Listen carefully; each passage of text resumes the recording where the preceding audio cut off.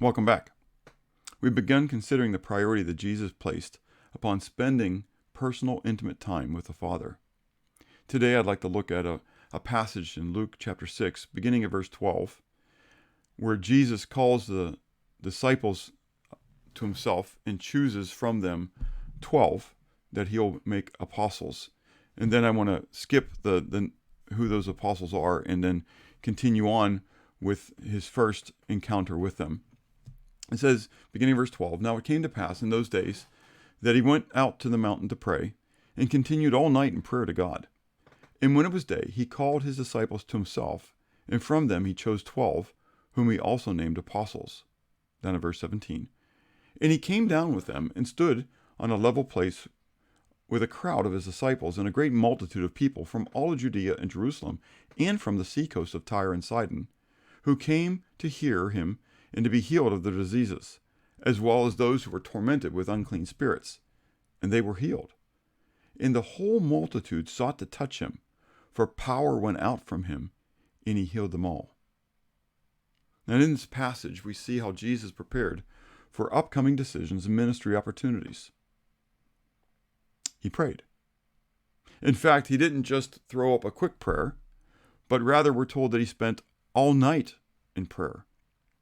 Jesus fellowshiped with his Father all night.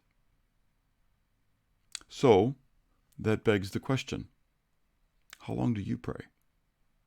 How long do I pray? Do you find it difficult to spend more than a minute or two in prayer?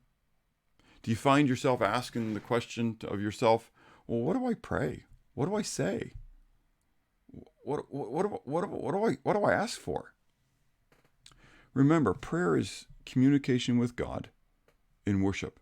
It is personal, intimate fellowship with the God of the universe. You can talk to the Father just as you talk to anybody else.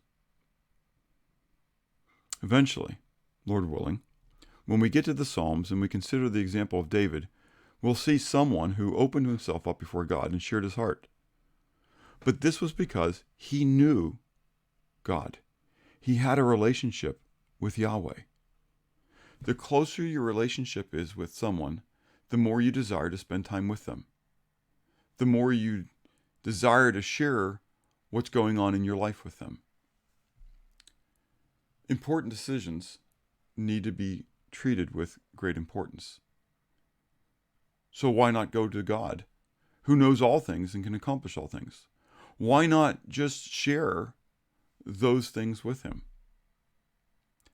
Today, my encouragement to you is, if you're not already doing so, begin sharing your heart with God.